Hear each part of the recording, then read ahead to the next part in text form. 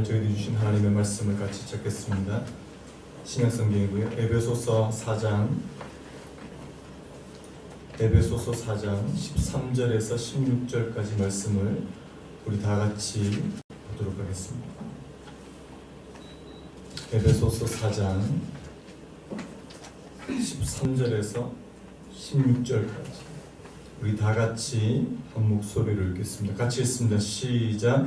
우리가 다 하나님의 아들을 믿는 것과 아는 일에 하나가 되어 온전한 사람을 이루어 그리스도의 장성한 분량이 충만한 데까지 이르리니 이는 우리가 이제부터 어린아이가 되지 아니하여 사람의 속임수와 간사한 유혹에 빠져 온갖 교훈의 풍조에 밀려 요동하지 않게 하려 함이라. 오직 사랑 안에서 참된 것을 하여 범사에 그에게까지 자랄지라. 그는 머리니 곧 그리스도라. 그에게서 온 몸이 각 마디를 통하여 도움을 받음으로 연결되고 결합되어 각 지체의 분량대로 역사하여 그 몸을 자라게 하며 사랑 안에서 스스로 세우느니라. 아멘. 오늘 말씀의 제목을 한번 따라해 보시겠습니까? 자라나는 공동체. 한 번 더요. 자라나는 공동체. 우리가 2주 전까지 이 에베소서 4장 이 앞부분을 살펴봤는데요. 이 에베소서는 제가 정확하게 두 부분으로 나누어진다고 말씀을 드렸습니다. 에베소서 1장에서 3장까지는 바로 성도가 누리는 영적인 복, 그리고 이 구원에 관한 진리를 말씀하는 부분이 이 1장부터 3장이라면요. 이 저희가 살펴보고 있는 이 4장부터 6장까지는 그러면 우리가 어떻게 살 것이냐, 이 실천적인 권면이 나오는 부분이 이 4장에서 6장이라고 말씀을 드렸습니다. 여러분, 이 복음의 진리에서 이 실천적인 권면으로 넘어가는 이 중요한 기점이 되는 말씀이 제가 4장 1절이라고 제가 말씀드렸는데요. 우리 4장 1절을 다시 한번 읽어봤으면 좋겠습니다. 같이 한번 읽습니다. 시작. 그러므로 주 안에서 갇힌 내가 너희를 권하노니 너희가 부르심을 받은 일에 합당하게 행하여. 이 말씀이 왜 중요하냐니까요. 여기서 이제 중요한 두 가지 표현이 나오는데, 이 부르심이라는 표현과 또 합당하게 행하여라고 하는 이 두 가지 표현이 이 에베소서 전체의 내용을 다 포함하고 있다는 사실입니다. 여러분, 앞에서 이 1장부터 3장까지가 무슨 내용이냐? 한마디로 말하면 하나님께서 우리를 부르셨다, 이 내용이라는 사실입니다. 하나님이 에베소 성도들을 부르셨고요. 죄와 허물로 죽었고 하나님과 상관없었던 그 이방인이었던 그들을 하나님의 자녀로, 하나님의 백성으로 불러주신 줄로 믿습니다. 그래서요, 에베소서 3장 6절에 이런 말씀 있죠. 이는 이방인들이 복음으로 말미암아 그리스도 예수 안에서 함께 상속자가 되고 함께 지체가 되고 함께 약속에 참여하는 자가 됨이라. 여기서 나오는 이 상속자, 이 지체, 그리고 약속에 참여한 자는 바로 예수 안에서 부르심을 입은 자들에게 주시는 이 특권인 줄로 믿습니다. 그래서 여러분, 오늘 저와 여러분들도요, 하나님의 부르심을 받은 사람인 줄로 믿습니다. 오늘 이 부르심의 확신이 아직까지 없는 분들에게 하나님께서 이제 정말 예수님을 믿는 은혜를 주시기를 간절히 바라고요. 자, 그렇다면 이 에베소 성도들이 하나님의 부르심을 받아 변화된 자들이라면, 자, 그 다음에 뒷부분이 뭐라고요? 합당하게 행하여. 오늘 저희가 지금 살펴보고 있는 이 4장부터의 내용이 뭐냐니까 그 부르심에 합당하게 행하는 이 삶에 대해서 말씀하고 있다는 사실입니다. 그러면 어떻게 행하는 것이 하나님께서 우리를 부르신 그 부르심에 합당하게 행하는 것인가? 우리가 지금 읽고 있는 이 4장의 앞부분에서 제가 두 가지 권면이 있다고 말씀을 드렸는데요. 그 첫 번째 권면이 뭐냐니까 바로 하나됨을 힘써 지키라는 것이었습니다. 자, 우리 4장 3절도 같이 한번 읽어봤으면 좋겠는데요. 4장 3절 같이 한번 읽겠습니다. 시작. 평안에 매는 줄로 성령이 하나 되게 하신 것을 힘써 지키라. 자, 우리 아주 한 3주 전인가요? 이 말씀을 가지고 나눴잖아요. 평안에 매는 줄로 성령이 하나 되게 하신 것을 어떻게 해요? 우리가 힘써 지키라. 이게 첫 번째 권면이었다는 사실입니다. 하나님의 이름으로 모인 우리들이 이 하나됨을 지켜야 된다. 이게 첫 번째 바울의 권면이었다면, 그러면 두 번째 권면이, 자, 오늘 우리가 살펴보니 본문의 말씀이죠. 이 두 번째 권면이 뭐겠습니까? 이 자라나야 된다. 이 성장에 관한 말씀을 하고 있다는 사실입니다. 자, 13절에서도 어떤 말씀이 나오냐니까요. 그리스도의 장성한 분량이 충만한 데까지 이르리니, 이런 말씀이 나오고요. 또 15절에도 뭐라고 되어 있습니까? 범사에 그에게까지 자랄지라, 이런 말씀이 나온다는 사실. 한번 따라해볼까요? 범사에 그에게까지 자랄지라. 이게 바로 교회의 성장, 그리고 더 좁게는 우리 그리스도인들 개개인의 성장을 말씀하고 있다는 사실입니다. 여러분, 자란다는 것은 무엇을 의미하는 겁니까? 이 자란다는 것은 뭘 전제로 하고 있는 거예요?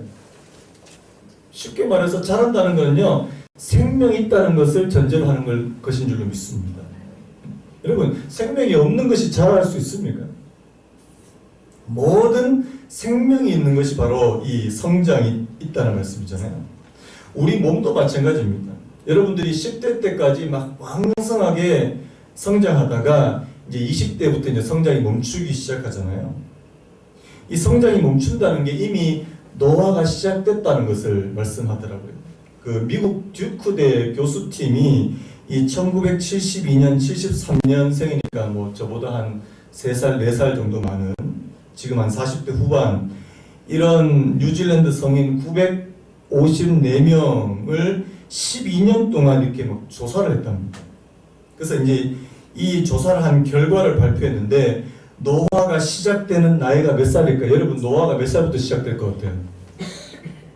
26살부터 노화가 시작된다, 이렇게 발표를 했고요.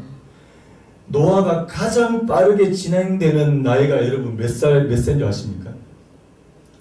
38세더라고요. 여기도 지금 38세 계신 것 같은데요. 위로의 말씀 드립니다.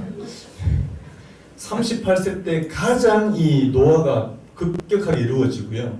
그 다음부터 이제 노화가 천천히 이렇게 이루어지는데 계속해서 노화가 이루어진다는 사실입니다. 그래서 저희 애들은 뭐 저 보면 저희 아버지 요즘에 너무 노쇠해 보이신다, 할아버지 같다고 이런 말 되게 많이, 되게 기분이 나쁜데요. 얼마 전에 제가 TV에 여러분 혹시 김종국이라고 아십니까? 설마 이분을 모르시지 않으시겠죠? 너무 또 TV도 좀 가끔씩 보시길 바랍니다. 이분이 TV에 나왔길래 제가 그냥 뜬금없이 저희 집사람한테 물었습니다. 김종국이 나이 들어 보여? 내가 나이 들어 보여? 그러니까 저희 집사람이 당연한 걸 왜 묻느냐는 그런 표정으로 저를 쳐다봤거든요. 근데 아시다시피 그분하고 저하고 나이가 똑같아요. 충격받았습니다. 노화가 진행되고 있다는 건 아닙니다. 여러분, 우리가 이 성장이 멈췄다는 거는요, 이미 우리가 노화되고, 이미 이 노화되고 있다는 것은 뭘 의미하는 줄 아십니까? 죽음으로 향하고 있다는 것을 의미합니다. 여러분, 영적인 이 부분도 마찬가지인 것 같아요. 우리가 예수님을 주로 고백하고 하나님의 자녀가 되었다는 것은요, 우리 안에 어떤요? 새로운 영적인 생명을 가진다, 이 소유한다는 것을 의미하거든요. 이걸 이제 거듭난다, 이 중생이라는 이런 표현을 쓰지 않습니까? 요한복음 3장 3절에 유명한 그런 말씀 있지 않습니까? 예수님께서 대답하여 이르시되 진실로 진실로 내게 이르노니 사람이 거듭나지 않고 아니하면 하나님의 나라를 볼 수 없느니라. 뭐라고요? 사람이 거듭나지 아니하면.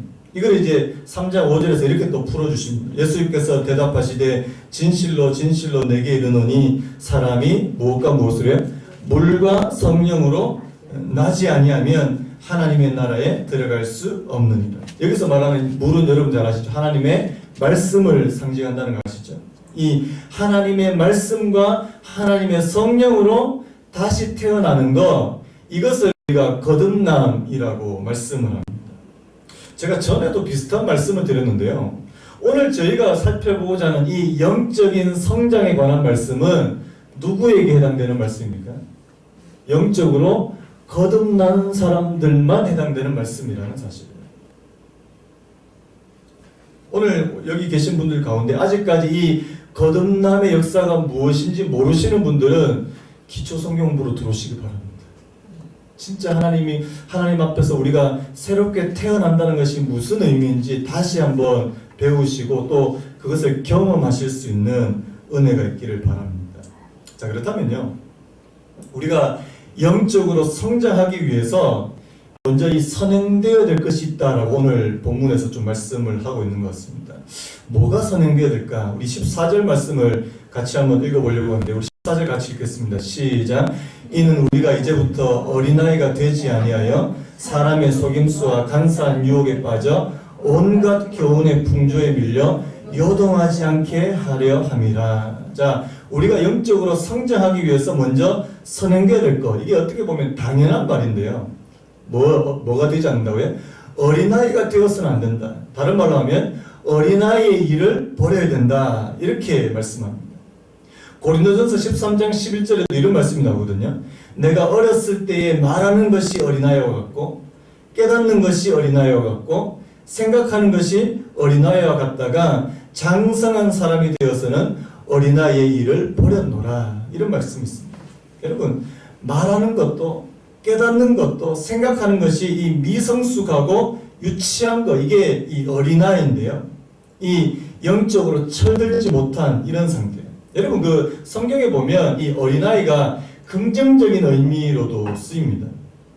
아주 순수하고 또 겸손한 모습을 이 어린아이로 그렇게 비유하신 말씀도 많이 있는데요, 오늘 여기 나오는 이 본문이요, 여기 나오는 이 어린아이는 이 부정적인 의미라는 사실입니다. 여러분, 어린아이의 특징이 몇 가지 있는데, 제가 지지난주인가요? 제가 어린아이의 특징 한 가지를 말씀드렸습니다. 그 중에 하나가 뭐라고 그랬습니까? 이 자중심성, 자기중심성이라고 말씀드렸습니다. 여러분, 아이들은 정말 자기밖에 모르거든요. 이게 청소년기에도 이 자중심성이 이게 발달한다고 말하더라고요. 그 청소년기 가운데 이 상상의 청중이라는 개념이 있답니다.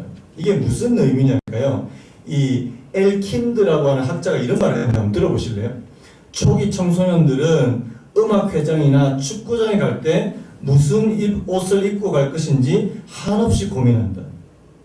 아마 이제 사춘기 부모님을 둔 부모님들은 이제 사춘기 자녀들을 둔 부모님들은 이제 이해하실 것 같아요. 어디 간다 그러면 옷 고르는데 한 30분, 1시간 걸리는. 그런데 뭐라고 얘기했냐니까요, 사실 그 장소에 모인 사람들은 음악회와 축구를 보러 온 것이지 그들이 무슨 옷을 입었는지 전혀 관심이 없다. 빨리 준비하라는 부모의 독촉에 흔히 사람들이 쳐다본단 말이야 하고 하면서 반항하고 난다. 이게 청소년들의 특징이라는 사실이에요. 우리 어른들 가운데 이런 분들이 또 계시는지 모르겠습니다. 어디만 가면 이제 사람들이 다 날 쳐다본다. 아무도 안 쳐다봅니다. 아무도 안 쳐다봐요. 신경도 안 씁니다. 근데 우리 청소년기 때도 모든 사람들이 다 나를 주목한다, 이렇게 생각한다는 사실. 이게 상상의 청중 개념이라는 사실이에요. 이게 바로 이 자중심성, 이 자기중심성에서 나오는 거거든요. 이게 이제 이 어린아이의 첫 번째 특징이라면 또 한 가지 특징이 있는데요, 오늘 본문 말씀을 한번 보세요. 이는 우리가 이제부터 어린아이가 되지 아니하여, 그 다음에 뭐라고 했습니까? 사람의 속임수와 간사한 유혹에 빠져 온갖 교훈의 풍조에 밀려 요동하지 않게 하려 함이라. 여기 나오는 이 어린아이의 특징은 뭡니까? 한마디로 말하면 분별력이 없다는 말입니다.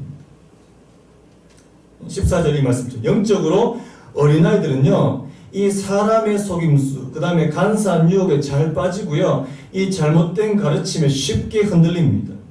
그래서요, 이단의 가르침을 듣고도 이게 뭐가 잘못됐는지 전혀 모르는 사람, 이게 영적인 어린아이 수준이라는 사실입니다. 여러분, 아무리 교회 생활을 오래 하시고요, 뭐 직분을 뭐 장로, 권사 이런 직분을 받았다 할지라도 하나님의 말씀을 제대로 분별하지 못하면 죄송하지만 영적인 어린아이라는 사실입니다. 제가 꽤 오래된 일인데요, 제가 예전에 섬겼던 그 제가 저기 서울에 있을 때 신천지에서 발행하는 신문을 제가 우연히 이제 받게 됐어요. 아마 신천지 분이 저한테 주신 것 같아요. 제 기억으로. 근데 거기 신문을 보다 제가 깜짝 놀랐습니다. 그 안에 사진에 제가 전에 섬겼던 그 교회 협동 장로님이 계신 거예요. 그러면서 제가 섬겼던 교회가 유명한 교회잖아요. 유명한 교회 협동 장로가 신천지 교회로 왔다. 이거를 대대적으로 지금 홍보하고 있더라고요. 제가 비록 협동 목사님, 협동 장로님이시지만 이게 어떻게 신천지를 이렇게 넘어갈 수 있나 이런 생각이 했습니다. 여러분, 물론 신천지가 처음부터 자신의 교리를 드러내지 않아요. 아주 교묘한 방법으로 그렇게 접근하는 것은 제가 알고 있는데 어떻게 그럴 수 있냐는 생각이 막 드는 거죠. 여러분, 저는 왜 이런 일이 벌어질까? 왜 교회 생활을 오래 하시고 또 직분을 받으시고 그렇게 장로의 직분까지 받으신 분들이 너무나도 쉽게 그렇게 이단에게 빠질 수 있냐? 저는 그 원인이 한 가지라고 생각합니다. 하나님의 말씀을 자신의 것으로 소화하지 못했다고 생각해요. 앞에서 목회자가 설교할 때는요, 다 하시는 것 같아요. 여러분 그렇죠? 다 하는 것 같죠? 근데 막상 혼자 계시면 아무것도 몰라요. 제가 중등부 때 있었던 일인데, 저희 중등부 때, 제가 중학생 때니까요. 저희 중등부 전도사님이, 저희는 그때 주일 오후 예배가 있었습니다. 이 중등부도 오전 예배가 있었고 오후 예배가 있었거든요. 진짜 무서운 중등부 아닙니까? 주일 오후 예배 때 뭘 했냐니까 이 전도사님이 로마서를 가지고 막 강의를 하시는 거예요. 그리고 막 거기다가 교리까지. 여러분, 주일날 오후 시간에 이 중학생들을 데리고 그렇게 강의한다는 건 정말 이 무모한 일이거든요. 애들이 어떻겠습니까? 다 깊은 잠에 다 빠지고, 절반은 졸고 있고, 절반은 졸지도 못한 상태, 깊은 코마 상태에 빠져있는.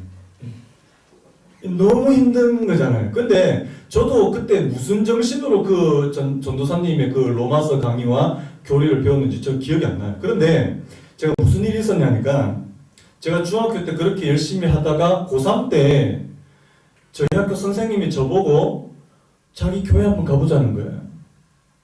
제가 그때 고3 때 이미 저는 앞으로 신학교 갈 사람인데, 목사가 될 사람인데 이게 소문이 퍼졌는지요. 그 선생님이 저보고 내가 섬기는 교회 한번 가보자. 저기 좋다고 갔는데 이상한 거예요. 뭔가 이상한 거예요. 그러니까 뭐가 이상한지 잘 모르겠는데 뭐가 이상해요. 그래서 제가 저희 그때 교회 목사님한테 이런 식으로 말씀을 가르치시더라. 그러니까 그 목사님이 딱 하시는 말씀이 구원파다라고 하시는 거예요. 여러분, 제가 고3 때 그 나이에 그 교회 가서 그게 이상하다는 것을 어떻게 느꼈을까요? 사람이 막 뿔 달리고 이상해서 그런 겁니까?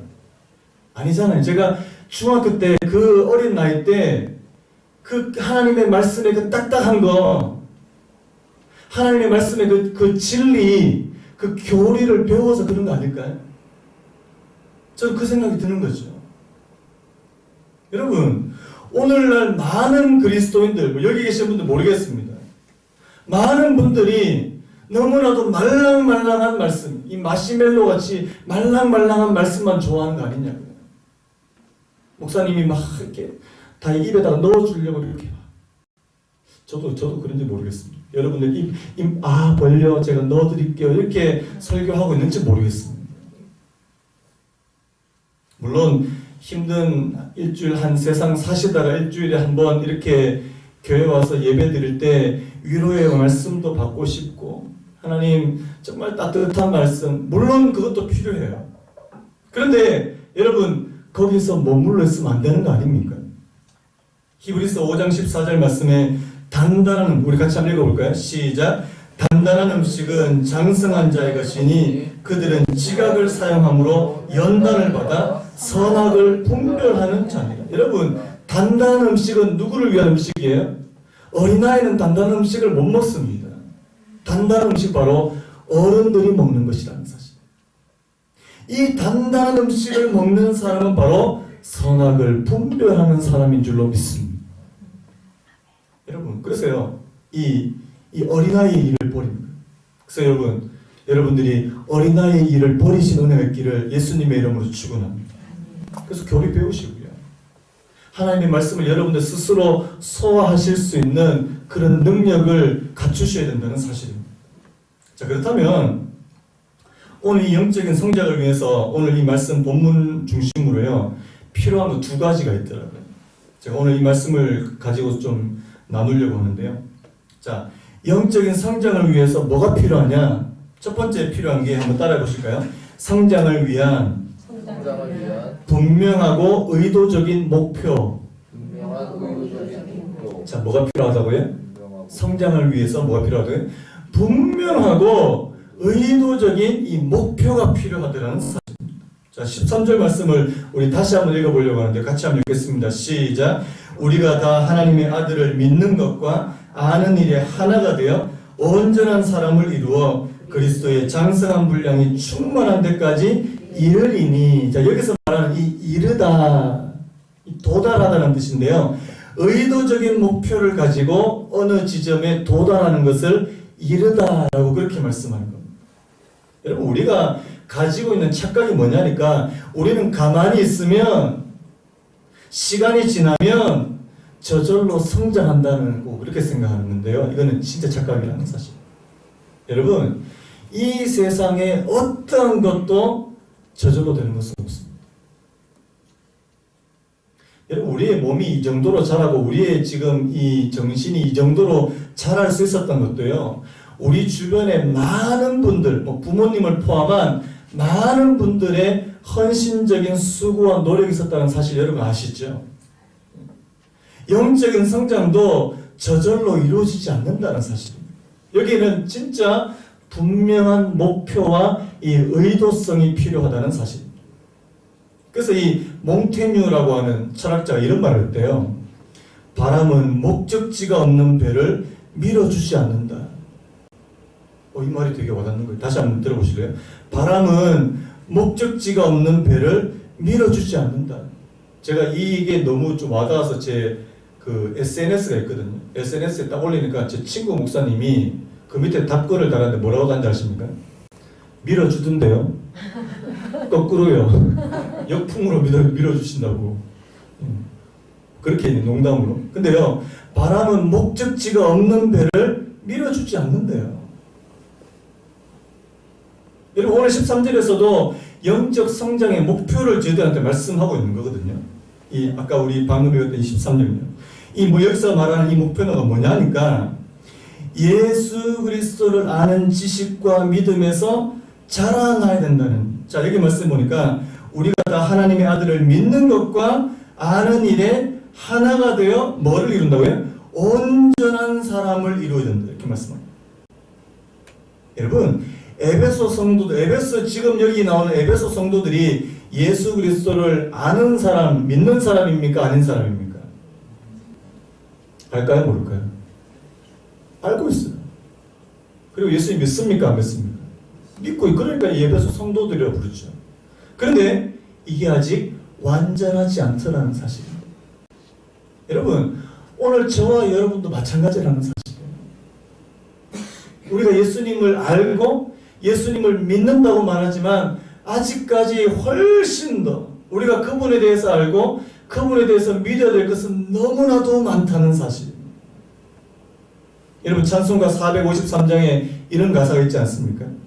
예수도 알기 원하네 크고도 넓은 은혜와 대속해 주신 사랑을 간절히 알기 원하네 내 평생의 소원 내 평생의 소원 대속해 주신 사랑을 간절히 알기 원하네. 여러분, 그분의 사랑은 한 번 알면 되는 거 아닙니까? 근데 왜 내 평생의 소원, 왜 내 평생에 이렇게 말합니까? 내가 그분의 사랑을 알면 알수록 더 많이, 더 풍성하게 그 깊이와 넓이를 내가 측량할 수 없으니까요. 여러분, 우리가 더 많이 알아가면 알아갈수록 더 깊어진다는 사실 여러분들이 믿으시는 은혜 있기를 바랍니다. 여러분, 신앙생활 오래 하신 분들의 이 빠질 수 있는 함정이 뭔지 아세요? 나는 다 안다는 태도예요. 나 다 옛날에 다 했다. 나 옛날에 다 배웠다. 이번에도 소요리 문답하니까 나 옛날에 다 배웠는데. 그럼 다 아시나요? 모르시거든요. 그런 분들은 더 이상 발전이 없어요. 신앙생활을 오래 하시건 신앙생활한 지 얼마 안 되시다 상관없이 우리는 예수 그리스도에 대해서 더 많이 알아가고 더 믿어가야 될 줄로 믿습니다. 여러분, 예수님 얼마나 알고 계세요? 그저 이론적인 지식만 아는 거 그거 안다고 말하는 거 아니거든요. 내가 예수님을 얼마나 경험해서 압니까? 우리는 또 그분을 얼마나 믿고 신뢰합니까? 우리의 믿음은 여전히 자라나고 있습니까? 여러분, 제가 아브라함 얘기를 자주 했는데요. 여러분, 아브라함이 자기 아버지 본토 친척 아버지 집을 떠나서 하나님께서 미지의 땅으로 가라, 그 이야기를 아브라함이 몇 세 때인 줄 아십니까? 75세 때 했다는 사실 아닙니까? 다른 사람 같으면 다 은퇴하고 이제 여생을 편하니 이런 시기가 이 아브라함 그때 하나님께서 떠나라. 아브라함 떠났습니까? 안 떠났습니까? 떠났다는 사실. 뭐예요? 하나님을 믿었다는 거 아닙니까? 여러분, 하나님 안 믿고 그 나이에 새로운 곳으로 떠날 수 있겠습니까? 여러분, 오늘 저와 여러분들이 정말 하나님을 알고 하나님을 믿는데 힘을 쓰시는 은혜가 있기를 예수님의 이름으로 축원합니다. 자, 그렇다면 또 하나요. 오늘 이 13절에서 또 한 가지 우리가 이 목표를 찾아볼 수 있는데요. 뭐냐니까 주님이 원하시는 성숙의 분량에까지 이르러야 된다는 것을 말씀하는 겁니다. 오늘 말씀에 그리스도의 장성한 분량이 충만한 데까지, 이 번역이 조금 아쉬운데요. 자, 이거를 원어로 원래 번역하면 이렇게 번역할 수 있습니다. 그리스도의 충만의 성숙한 분량까지. 한번 따라해 보시겠습니까? 그리스도의 충만의 성숙한 분량까지. 이게 더 정확한 번역이에요. 자, 그렇다면 그리스도의 충만의 성숙한 분량까지가 어느 정도일까요? 여러분, 그리스도의 충만은 무엇을 말하는 걸까요? 여러분, 여기서 말하는 이 충만, 이 완전한 상태를 말씀하는 거거든요. 우리가 나중에 나오겠지만 이 그리스도의 충만이 뭘로 나오냐니까 성령의 충만의 개념으로 나온다는 사실입니다. 예수 그리스도께서, 성령께서 우리 안에 충만하게 거하시면요, 자, 뭐가 됩니까? 우리의 인격과 우리의 말이 성숙하게 된다는 사실. 여러분, 어떤 분들은 성령의 충만 그러면 자꾸 은사로만 생각하세요. 은사. 방언을 하고 예언을 하고 병 고치는 이런 것만 생각하는데, 성령의 충만은 그것보다 훨씬 더 많은 것을 포함하고 있다는 사실. 우리의 인격이 바뀌는, 이걸 나중에 갈라디아서 보면은 성령의 열매로 나타나더라는 사실. 여러분, 아무리 그리스도의 충만, 성령의 충만 이야기하면서도요, 이 다른 사람에 대한 어떤 배려심, 그리고 다른 사람들을 위해주는 마음, 그리고 이 말, 그리고 특별히 말 있죠. 이걸 함부로 하시는 분들은 죄송하지만 아직까지 이 그리스도의 충만이 뭔지 모르시는 분들이라는 사실. 우리 나중에 다루겠지만 에베소서 4장 29절에 이런 말씀이 있습니다. 무릇 더러운 말은 너희 입 밖에도 내지 말고 오직 덕을 세우는 데 소용되는 대로 선한 말을 하여 듣는 자들에게 어떻게 해요? 은혜를 끼치게 하라. 이렇게 말씀합니다. 여러분, 우리의 언어 가운데서 그리스도의 향기, 하나님이 드러나야 될 줄로 믿습니다. 이게 바로 이 그리스도의 장성, 충만의 성숙된 분량이라는 사실이에요. 자, 15절 말씀에도 오직 사랑 안에서 참된 것을 하여 이렇게 되어 있잖아요. 자, 여기서도 사실 번역이 조금 아쉬워요. 오직 사랑 안에서 참된 것을 하여라기보다는 말하여라는 뜻입니다. 말한다는 뜻이거든요. 여러분, 어떤 사람이 성숙한 사람인지 아십니까? 진리를 말하는데요, 사랑을 가지고 말하는 사람이 성숙된 사람이라는 것입니다. 여러분, 사랑은 없고 진리만 말하면 어떻게 되는 줄 아십니까? 그 듣는 사람이 상처를 받아요.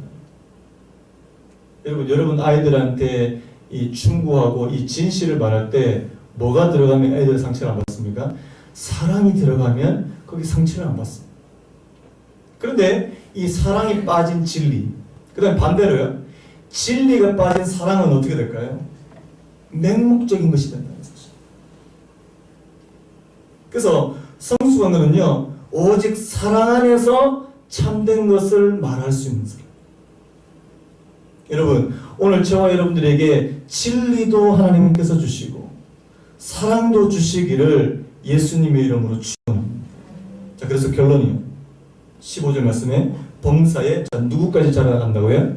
그에게까지 자라는. 여러분, 우리의 성장의 목표가 어디라고요? 예수 그리스도라는 사실. 우리의 성장의 최종 목표는 머리 대신 그리스도 예수시라는 사실입니다. 이 말은, 이 의미는 두 가지가 있잖아요. 목표가 높다는 사실입니다. 여러분, 우리가 성장하는 목표가 낮지 않다는 사실을 기억하십시오. 높습니다. 하나님께서 우리에게 엄청나게 많은 성장의 가능성이 있다고 그렇게 말씀하시는 줄로 믿습니다. 그래서요, 멈춰서는 안 된다는 사실이에요. 끊임없이. 그렇다면 이게 이제 이 첫 번째 이 성장에 관한 부분이죠. 제가 성장에 관한 이 성장을 위한 분명하고 의도적인 목표가 있어야 된다 이렇게 말씀드렸고요. 그 다음에 큰 두 번째입니다. 자, 우리가 영적인 성장을 위해서 뭐가 필요하냐? 바로 이 공동체가 필요하다는 사실입니다. 여러분, 오늘 말씀을 다시 한번 봐도 나 혼자서 이 예수 그리스도 안에서 자라나는 이 성장을 할 수 있다, 할 수 없다. 여러분, 어느 걸 것 같아요? 할 수 없다는 사실입니다. 자, 13절을 다시 한번 보면요. 우리가 다, 자, 제가 뭘 강조했어요? 우리가 다 하나님의 아들을 믿는 것과 아는 일에 하나가 돼요. 여기서 중요한 단어가 다예요. 모든 사람. 특정한 한두 사람만 성장하는 것이 아니라 우리가 모두 다 성장에 동참해야 된다는 것을 말씀합니다. 여기서 또 교회가 또 하나 되는데요. 자, 어디에 하나 된다고요? 하나님의 아들을 믿는 것과 아는 일에 하나가 됩니다. 여러분, 우리가 다른 걸 통해서 하나가 되는 게 아니고요. 우리가 앞에서 뭐 하나됨을 지키자 이런 말씀도 드렸는데 뭘 가지고 하나 되냐 말이에요. 우리가 그분을 알아가는데, 우리가 그분을 믿어가는데 하나가 되는, 모든 성도들이 하나 되는 그 상태, 가장 성숙된 교회의 모습이라고 그렇게 말씀하고 있다는 사실입니다. 여러분, 그래서요, 우리 교회 모든 성도님들이 예수도 알기 원하는, 그렇게 막 자라나고 싶어하는, 여러분, 그 교회가 건강한 교회인 줄로 믿습니다. 16절 말씀해도요. 그에게서 온 몸이 각 마디를 통해서 도움을 받음으로 연결되고 결합되어 각 지체의 분량대로 역사하여 그 몸을 자라게 하며 사랑 안에서도 스스로 세우느니라. 여기서도 뭐라고 됐습니까? 머리 대신 그리스도에게 연결된 온 몸이 어떻게 됩니까? 서로 연결되고 또 결합되어서 각 지체의 분량대로 역사해서, 자, 뭐를 자라게 한다고요? 그 몸을 자라게 한다. 여러분, 우리가 진정한 영적인 성장을 이루기 위해서는요, 반드시 어디에 속해 있어야 된다고요? 교회 공동체 안에 속해 있어야 된다고 말씀하고 있는 거죠. 여러분, 예수님을 믿는 이 영적인 성장은 절대로 산에서 돛 닦아서 되는 것이 아니라는 사실이에요. 제가 여러 번 말씀하죠. 우리가 혼자서 할 수 없는 두 가지. 결혼, 신앙생활. 신앙생활은 절대 혼자서 안 된다는 사실입니다. 만약에 신앙생활이 혼자서 가능하다면 하나님께서 교회라고 하는 제도를 만들어 주시지 않으셨을 겁니다. 그래서요, 공동체 안에서 서로 부대끼면서 훈련하면서 자라나는 게 이게 하나님께서 의도하시는 방법이라는 사실이에요. 여러분, 우리가 같은 교회에 있어도요, 나하고 성품과 기질과 모든 성향이 다른 분들이 얼마나 많은지 아십니까? 그래서 때로는 그런 분들하고 같이 막 소그룹도 안 하고 싶고, 그냥 그런 분하고는 그냥 조금 거리를 두고 싶고, 그렇게 해서는 성장이 없다는 말씀입니다. 여러분, 순모임 하실 때 나하고 마음 맞는 사람만 모아주세요. 그러면 절대 성장 없습니다. 앞으로 그렇게 말하지 마세요. 아, 저 사람 좀 바꿔주세요. 이런 말씀 절대 하지 마세요. 나하고 완전히 다른 분들이 순모임에 들어오시면 하나님 앞에 감사의 찬양을 올려드리시기 바랍니다. 왜? 하나님께서 나를 훈련시키기 위해서. 여러분, 여러분만 훈련시키는 게 아니고 그분도 훈련시키는 거예요. 서로 부대끼면서요. 힘들거든요. 그래서 서로 간에 더 성숙되어 가는 거, 이게 하나님께서 원하시는 방법이라는 사실입니다. 한번 따라해 보실까요? 우리 모두는 함께 지어가는 공동체다. 여러분, 이 사실을 기억하시는 길 바랍니다. 그래서 머리 대신은 예수님께 연결된다 말씀하죠. 자, 이 예수님께 모든 성도님들 한 분 한 분이 바로 예수님과, 머리 대신 예수님과 연결되고요. 자, 그 다음에요, 서로 간에 연결될 수 있는 사람입니다. 자, 오늘 특별히 여기 말씀에 좀 재밌는 표현이 나오는데, 어떤 말씀이 나오냐니까, 그에게서 온 몸이, 자, 무엇을 통해서 도움을 받는다고요? 각 마디를 통해서 도움을 받는다, 이렇게 되어 있습니다. 여기서 각 마디가 뭘까요? 이게 이제 다른, 제가 어떤 주석이나 다른 설명한 책들을 살펴보니까 여기서 나오는 이 각 마디가 바로 이 사역자들이다, 이렇게 해석을 하더라고요. 여러분, 고린도전서 3장 6절 7절 이런 말씀 있죠. 나는 심었고 아볼로는 물을 주었으되 오직 하나님께서 자라나게 하셨나니 그런즉 심는 이나 물 주는 이는 아무것도 아니로되 오직 자라게 하시는 이는 하나님 뿐이니라. 여러분, 사역자들이 하는 일이 뭐예요? 심었고 물 주고. 제가 여러분들이 하는 일이 뭐예요? 여러분들에게 말씀 가르쳐주고 말씀 전하고. 그런데요, 자라게 하시는 분은 누구세요? 하나님이신 줄 믿습니다. 제가 이 함께 지어가는 공동체 생각하다가 우연하게 이런 글을 좀 보게 됐는데요. 자, 여러분, 캘리포니아에 이 거대한 삼나무가, 이 세콰이어라고 하는 삼나무가 있답니다.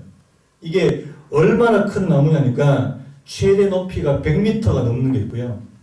무게만 해도 한 그루가 수십 톤이랍니다. 예전에 혹시 그 사진 보셨는지 모르겠는데, 이 세콰이어 나무 중에, 이 큰 나무 중에 하나가, 이 가운데가 이제 구멍이 뚫려 있는데요. 그 구멍으로 차가 지나갈 정도로. 그렇게 이 큰 나무가 이 세콰이어 나무랍니다. 그렇다면 우리 생각에는 이렇게 큰 나무라면 뿌리가 어느 정도 돼야 될까요? 뿌리가 엄청 깊게 그렇게 이렇게 땅에 박혀 있어야 이게 정상 아닙니까? 그런데 실제로 이 세콰이어 나무는 이 뿌리가 굉장히 얕게 돼 있대요. 그러면 이렇게 크고 이렇게 높고 큰 이 나무가 뿌리가 얕으면 이 바람 조금 불면 넘어지지 않을까, 이런 생각이 들잖아요. 그런데 안 넘어지는 비결이 있대요. 여러분, 그게 뭔지 아십니까? 이 세콰이어 나무는 이 무리를 이루어서, 이 군락을 이루어서 같이 서식을 하는데 이 뿌리와 뿌리끼리 연결되어 있다는 거예요. 그러니까 나 혼자는 무너지는데 다른 나무들의 뿌리와 같이 다 연결되어 있다는 거예요. 이건 뭘 얘기하는지 아시겠죠, 여러분? 나 혼자는 잘 넘어져요. 그런데 공동체 안에서 서로 연결되어 있으면 잘 안 넘어지더라는 사실입니다. 여러분, 그래서 공동체가 중요한 거예요. 오늘 말씀을 마무리하려고 하는데요. 하나님께서 저희들을 정말 성장에 대한 분명한 목표를 가지고 진짜 자라나기를 원하세요. 여러분, 오늘 저와 여러분들 모두가 예수 그리스도 안에서 자라나기를 원하십니다. 이게 하나님 아버지의 마음인 줄로 믿습니다.